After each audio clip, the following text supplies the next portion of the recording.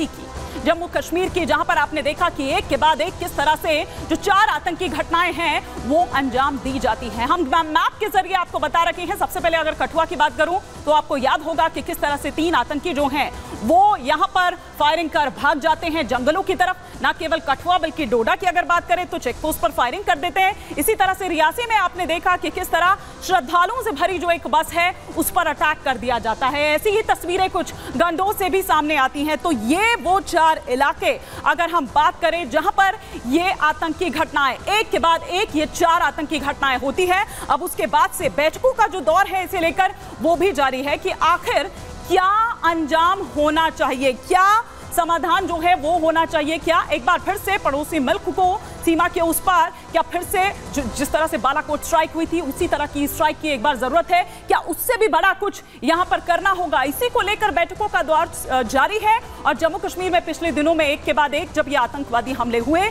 उसके बाद प्रधानमंत्री नरेंद्र मोदी ने अब खुद मोर्चा संभाल लिया है। उन्होंने सुरक्षा एजेंसियों के साथ ही विभिन्न पक्षों से आतंकवादियों से पूरी क्षमता के साथ निपटने का स्पष्ट निर्देश दे दिया है। पीएम मोदी ने जम्मू कश्मीर में सुरक्षा स्थिति को लेकर बाकायदा समीक्षा बैठक जो है वो की। इस बैठक में राष्ट्रीय सुरक्षा सलाहकार अजीत डोभाल भी मौजूद थे।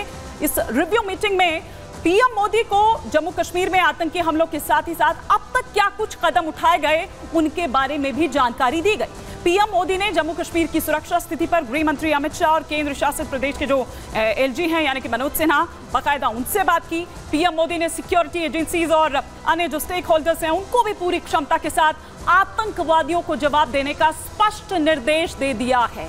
साथ ही ये भी कहा कि हमारे पास जो भी संसाधन उपलब्ध हैं आतंकवादियों से निपटने में उन सब का इस्तेमाल किया जाए। साफ तौर पर प्रधानमंत्री नरेंद्र मोदी ये कह चुके हैं, मतलब फ्री हैंड दे चुके हैं कि आतंकवाद का जिस तरह से आतंक का आपको खात्मा करना है, दी एंड करना है, आप करिए। इससे पहले क्या कुछ कदम उठाए गए, वहां पर क्या कुछ और किया जा सकता है, ये तमाम बातें इस मीटिंग में की गई।